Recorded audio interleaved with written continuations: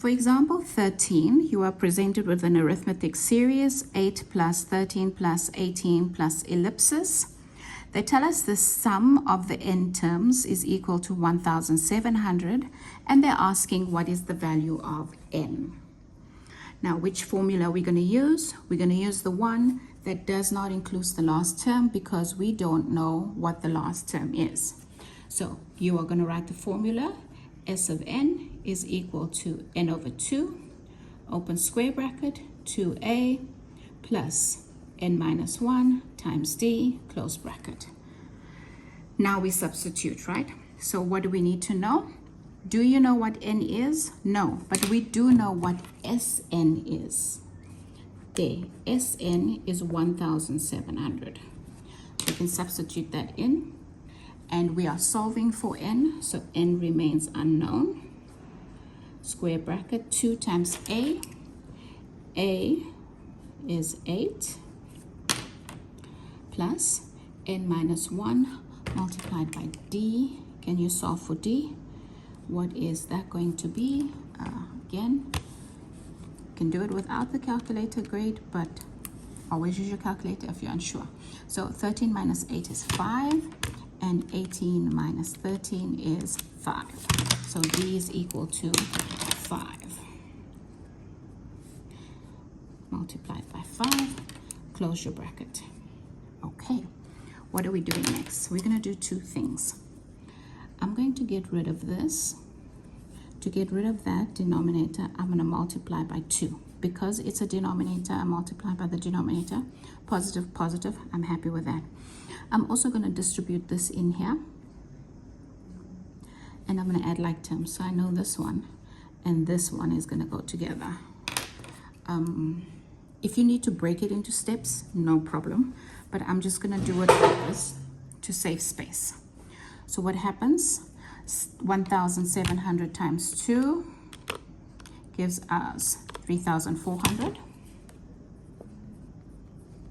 And that is equal to n. Open the square bracket. Now I'm going to put my 5 in the front. And then I'm going to say 2 times 8. That's this. Plus. Now I'm going to open my bracket and I'm going to say minus 1 times 5, close bracket. That gives me positive 11. So plus 11. Okay, so I've gotten rid of that and I've worked out inside my square brackets. What's next? I need to distribute this in, right? So that's going to give me n squared, 11n. That much I know.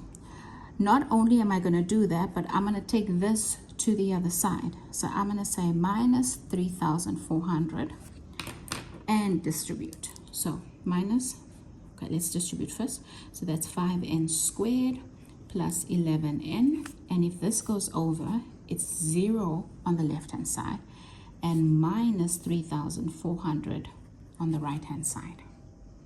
Awesome. Now I have a trinomial and I'm solving for n. Okay, now I need you to pay attention. Under normal circumstances, I would tell you, okay, you're going to try and try and try, and eventually you're going to end up with a quadratic formula. What I'm going to show you is, if you remember, how to do this with your Casio 991. Before I show you this, I need you to know that this section likes the quadratic formula. Notice you have small numbers and a really big one at the back. Let's see what happens if we put this in. You are going to click Setup, and then you are going to choose option number 5, which is equations. Option number 3, which is going to be ax squared plus bx plus c equals 0.